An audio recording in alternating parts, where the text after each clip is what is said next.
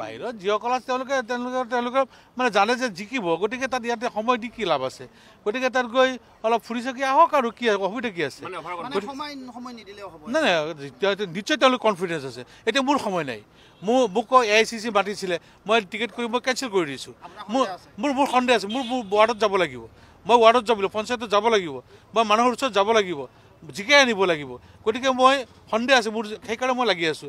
আৰু যিসকল কনফিডেঞ্চ আছে যে জিকিব, নাথাকিলেও জিকিব, তেওঁলোকৰতো কথাই নাই, তেওঁলোকে ঘূৰি ফুৰিব, কি আছে, আৰামছে ঘূৰিব, খাব, ঘূৰিব, অসুবিধা নাই। নাই নাই নাই, তাৰমানে মই এইটোৱেই কৈছোঁ, তাত যোৱাৰ কথা কোৱা নাই। সমষ্টি মোৰ সমষ্টিৰ কথা মই কৈছোঁ।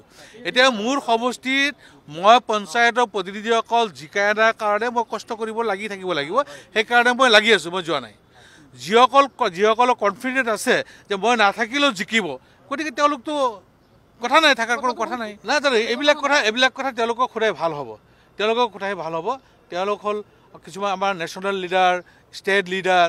মইতো তেনেকুৱা নহয়, মই এখন সামান্য সমষ্টিৰ এজন প্ৰতিনিধি ৰাইজে বনাইছে, মই সেই প্ৰতিনিধি হিচাপে মোৰ সমষ্টিখনতে মই আছোঁ। তাৰমানে কথাটো মই ক'লোঁ, মই এজন সমষ্টিৰ সামান্য লিডাৰ, মই দলৰ কোনো দায়িত্বত থকা নাই, গতিকে সেই কথাখিনি জবাব মই দিব